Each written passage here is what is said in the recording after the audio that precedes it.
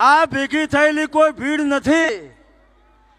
ભીડ એટલે ટોળું કહેવાય, અને ટોળું ઘેટાનું હોય. આ તો સિંહ ભેગા થયા છે, સિંહ. અને આ કોઈ ઉપાડીને આવેલા સિંહો નથી. આ મારી માતાઓ બહેનો, કેમેરામેનને વિનંતી કરું, મારા પત્રકાર મિત્રોને આ બાજુ ઝૂમ કરો અને ગાંધીનગર બતાવો. આ અમારી માતૃશક્તિને કેસરી સાડીમાં બતાવો. મને એક હળવી વાત યાદ આવે છે. કદાચ આયોજકોએ નક્કી કર્યો હોય એનાથી થોડોક વધારે સમય લઈ રહ્યો છું. ડૉક્ટર સાહેબ મને માફ કરજો. એક ભાઈ ડૉક્ટરના જોડે ગયા, આંખની તકલીફ હતી. ડૉક્ટરે જોયું, આંખ તપાસી અને પૂછ્યું, આ ડૉક્ટર સાહેબ છે એટલે કહું છું કે નેતા લાગો છો. ડૉક્ટરે શું કીધું કે તમે નેતા લાગો છો. તો પેલા ભાઈએ પૂછ્યું કે તમને કેવી રીતે ખબર પડી કે તમારી આંખોમાં શરમ જેવું કશું નથી એટલે તમે નેતા છો? તો પુરુષોત્તમ રૂપાલાને કહેવા માંગુ છું, પુરુષોત્તમ ભાઈ, પછાલાલ,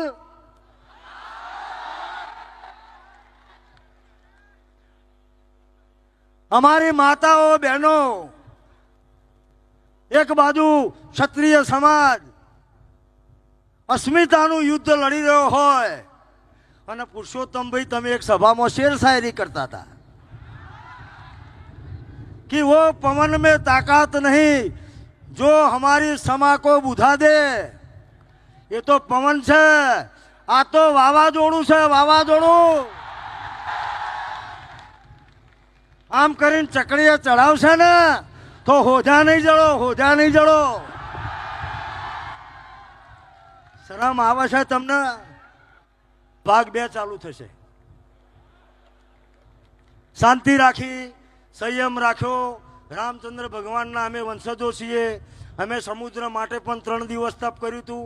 અમે રાવણને કીધું હતું, આપણા મહાન રાજા રઘુ રાજા જ્યારે રાજ કરતા હતા ત્યારે રાવણ અયોધ્યામાં ખંડણી લેવા આવ્યો તો અયોધ્યામાં ખંડણી સાલિયાનું લેવા આવ્યો રાવણ. કારણ કે રાવણ મળવાનો નહોતો, એને એવું હતું. તો રઘુ રાજા તપમાં હતા. આ ભાગ 2 ની વાત કરું છું, ભાગ 2 ઉદાહરણ આપીને વાત પૂરી કરીશ.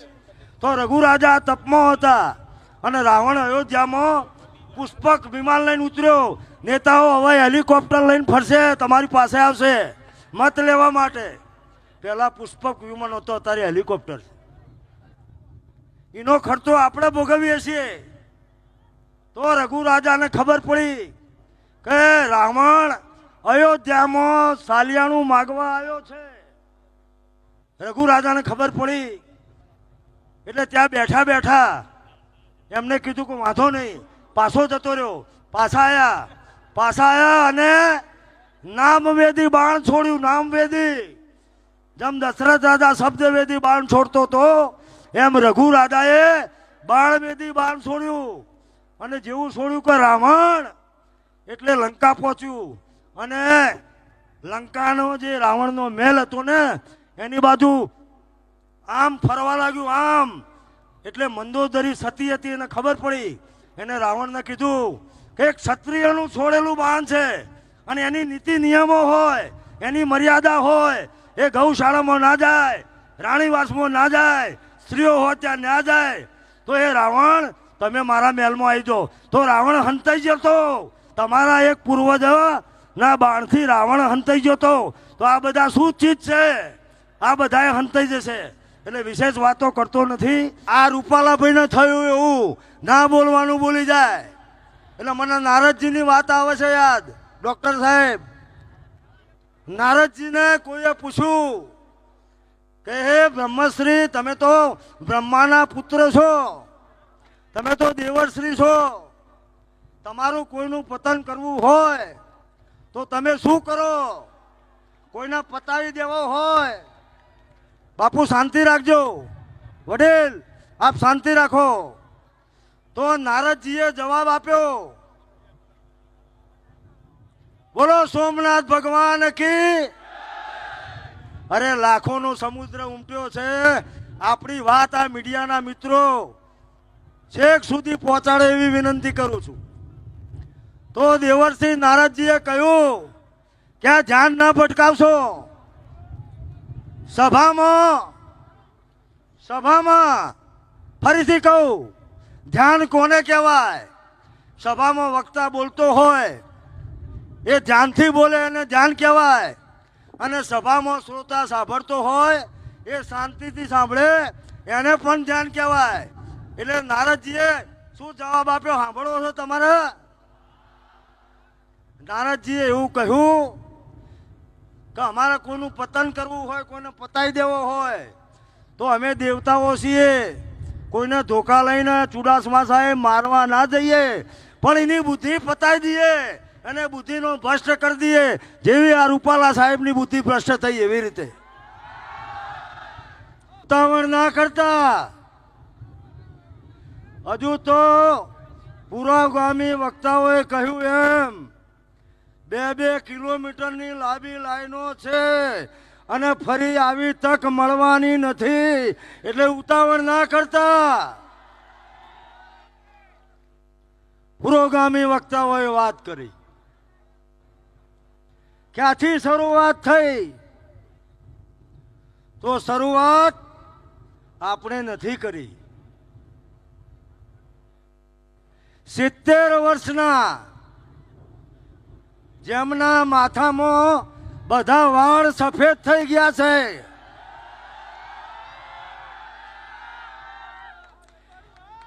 એટલી ઉંમર આવે એવા પીઢ અને પોતે કે છે, ઓહો, તાળીઓના ગડગડાટથી વધાવો. ગાંધીનગર અને દિલ્હીમાં બેઠેલા શાસકોને કહું છું કે આ દ્રશ્ય જરા જોઈ લેજો. આ દ્રશ્ય જોઈ લેજો. તો આવા અનુભવી વ્યક્તિએ ભૂલ કરી.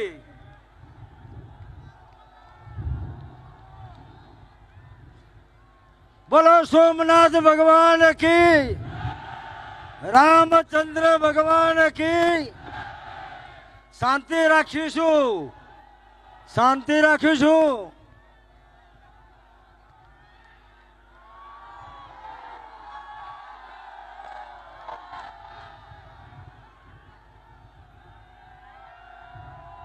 આપણે ઉભા નહીં થઈએ, આપણે શાંતિ રાખીશું, શાંતિ રાખીશું. મિત્રો મિત્રો શાંતિ રાખીએ. ફરીથી કહું છું, આપણી વચ્ચે સહભાગી થવા માટે અનેક આગેવાનો આવવાના, પણ જ્યારે આટલી મોટી સંખ્યામાં ક્ષત્રિય સમાજ એક મહાસમુદ્ર, આ ક્ષત્રિયોનો ગુગવાતો મહાસમુદ્ર જ્યારે મળ્યો છે, ત્યારે આપની સમક્ષ, સત્તાધારી પક્ષ સમક્ષ, કરતા હર્તા સમક્ષ આપણી વાતને મૂકવાની જવાબદારી પણ આપણી છે. કોઈ ઉહાપો ના કરો ભાઈ. શાંતિ રાખો, શાંતિ રાખો, સંયમ રાખો. અને મહેમાનોને પણ વિનંતી કરું કે આપ પણ શાંતિ અને સંયમથી સભામાં પધારો. તમારી પણ જવાબદારી થાય. સભાની શિસ્ત ના તોડો એ વિનંતી કરવા માંગુ છું. લાખોની સંખ્યામાં બોલો સોમનાથ ભગવાન કી. અરે ભાઈ સાંભળો તો ખરા. તમારે સાંભળવું છે કે મારા પ્રવચન બંધ કરું? ભાઈ શાંતિ રાખો. હજુ કહું છું શાંતિ રાખો. સમાજથી કોઈ મોટું નથી ભાઈ, સમાજથી કોઈ મોટું નથી. સમાજ મોટો છે, વ્યક્તિઓ આવતા જતા રહેવાના. સમજો, કેટલા લોકો હજારો કિલોમીટરથી આવ્યા છે. ઘેર જશે એટલે કોઈ પૂછશે કે તમે રતનપુરની સભામાં ગયા હતા તો શું સમાચાર લઈને આવ્યા, સમાજે શું નક્કી કર્યું? તો એવું કહેશો કે ફોટા પડાવવા ગયા હતા. વધારે સમય લેવાનો છે.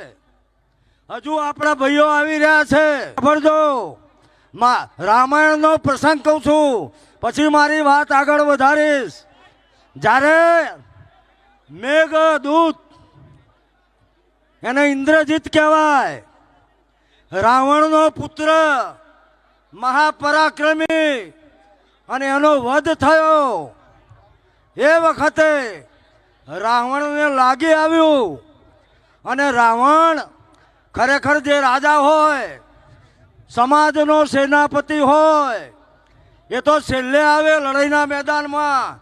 પણ રાવણે ઉતાવળ કરી, રાવણ વહેલો આવી ગયો, રાવણે ધીરજ ખોઈ, રાવણે સંયમ ગુમાવ્યો અને આડેધડ બાણ મારવા લાગ્યો. ત્યારે મર્યાદા પુરુષોત્તમ ભગવાન રામે કહ્યું કે હે રાવણ, તમે ઉશ્કેરાટ ના કરો, ક્રોધ ના કરો, તમારા બાણ ખાલી જઈ રહ્યા છે, એટલે આપણે ઉશ્કેરાટ કરવાનો નથી, આપણે સંયમથી લડવાનું છે. શરૂઆત કરી, આવેદન પત્રો આપ્યા, સંમેલનો કર્યા. મહાસંમેલન છે આજે. ક્ષત્રિય સમાજે નક્કી કર્યું કે મિસ્ટર રૂપાલાની વાણી વિલાસ નિવેદન માફી આપવાને પાત્ર નથી. જેટલી વખત માફી માગવી હોય તેટલી વખત માગી લે. એટલે સંકલન સમિતિએ કોર કમિટીની બેઠક બોલાવી અને રણનીતિ થઈ. આ 14 તારીખ સુધી જે ચાલી રહી છે એ પાર્ટ 1 ચાલી રહી છે. સભા, સર્કસ, આવેદન પત્રો, જિલ્લાના સંમેલનો યાદ દેવડાવું. શરૂઆત સુરેન્દ્રનગર થઈ છે. બોલો જય ઝાલાવાડ. શરૂઆત સુરેન્દ્રનગરથી થઈ. ક્ષત્રિય સમાજે કદી માગ્યું નથી. ક્ષત્રિય સમાજ નો ઇતિહાસ ત્યાગ, બલિદાન, સુરવીરતા, નેક, ટેક, રામનો સંયમ.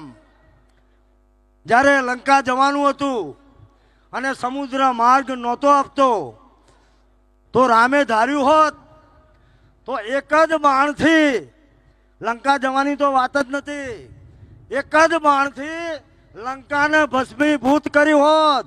એટલી શક્તિ રામમાં હતી કે નથી? પણ એમને ધીરજ રાખી. આપણે પણ ધીરજ રાખવાની છે.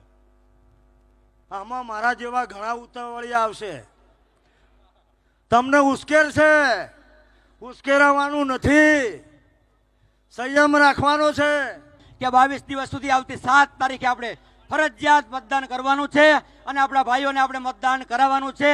કોઈએ પણ મતદાનનો બહિષ્કાર કરવાનો નથી. ખૂબ ખૂબ આભાર. ભારત માતા કી જય. આભાર દિલીપસિંહભાઈ. મતદાન કોને કરવું એ હવે 16મી તારીખે આપણે નક્કી કરશું, બરાબર ને? કરવાનું ખરું, પણ કોને કરવું એ આપણે 16મી એ નક્કી કરશું. બોલો ભારત માતા કી. એવું નથી કે અહીંયા ભાષણ કરે છે એ જ મહેનત કરે છે. પડદા પાછળ નાનામાં નાનો વ્યક્તિ જે 24 કલાક જેની અટકાયત થાય છે ને, ઘણા બધા ભાઈઓની મહેનત છે. અને આખા રાજપૂત ક્ષત્રિય સમાજ જે એક સંગઠન આપણે દેખાડ્યું છે એ જાળવી રાખજો ભાઈઓ. એકતા આપણી હશે ને તો જીત આપણી જ છે. હવે તો રૂપાલાભાઈ ને એમ થતું હશે કે હું કોના આઠફેરે ચડી ગયો. હવે થાય શું?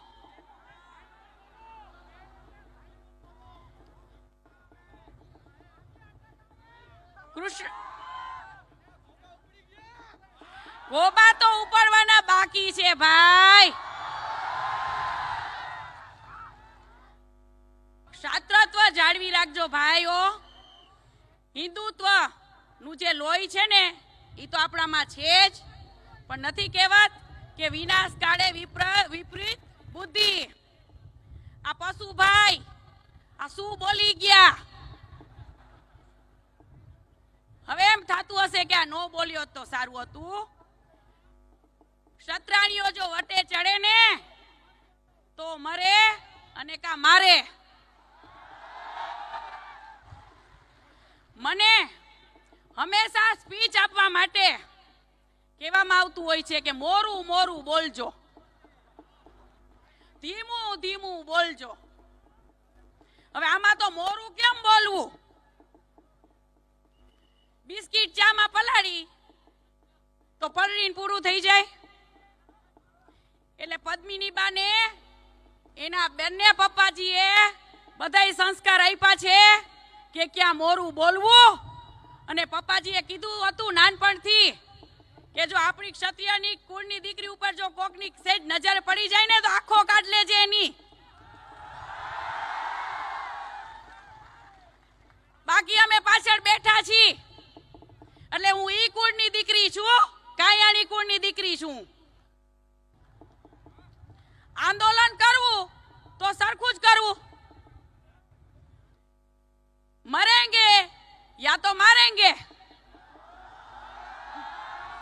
જેમ અમારા મહિપાલસિંહ ભાઈ, અમારા રાજ શેખાવત ભાઈ, આપણા વીરભદ્ર ભાઈ, કરણી સેના પણ સાથ આપજો ભાઈઓ. આમાં જો મેન લડાઈ જે લડતા હોય ને પછી પાછળ જોવે તો કોઈ ન હોય. એવું ન કરતા.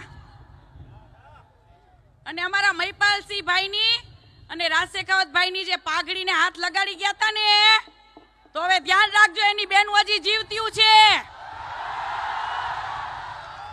પછી ટોપી ઉતરતા વાર નહીં લાગે. એટલે એવું નહીં સમજવાનું કે પોલીસના દબાવથી પરસોત્તમ ભાઈ ઘરે આપણે બેસવાનું છે. અમે તો હવે બહાર નીકળ્યા છીએ બહાર.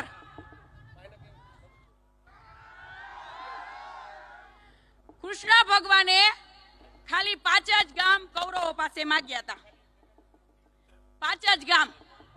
આપણે તો ટિકિટ રદ કરવાનું કહી છીએ, ટિકિટ માંગતા નથી. ક્ષત્રિય સમાજ સાથે આટલો અન્યાય ઈ આજે સહન નહીં થાય અને કાલે પણ સહન નહીં થાય. અમે તો ઈ છીએ કે ખાલી ફાકા ફોજદારી નથી કરતા, જે બોલીને ઈ કરીને દેખાડી. આ કઈ આંડુ પાંડુની લડાઈ નથી, આ તો સિંહના બચાવની લડાઈ છે. સિંહના બચાવની. આ તો અમારું અસલ લોહી છે, અસલ.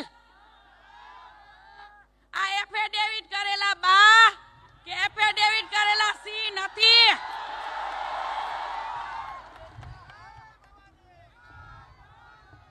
એટલે હંમેશા આપણી એકતા રાખજો ભાઈઓ અને બહેનો. ઈ જ આપણી જીત છે. અને મને તો પૂરેપૂરો વિશ્વાસ છે કે જીત આપણી જ છે. રેલી આવ્યા, રેલો આવશે. પાર્ટ 2 હજી બાકી છે. ઈ પાર્ટ 2 પશુભાઈ આપ જોજો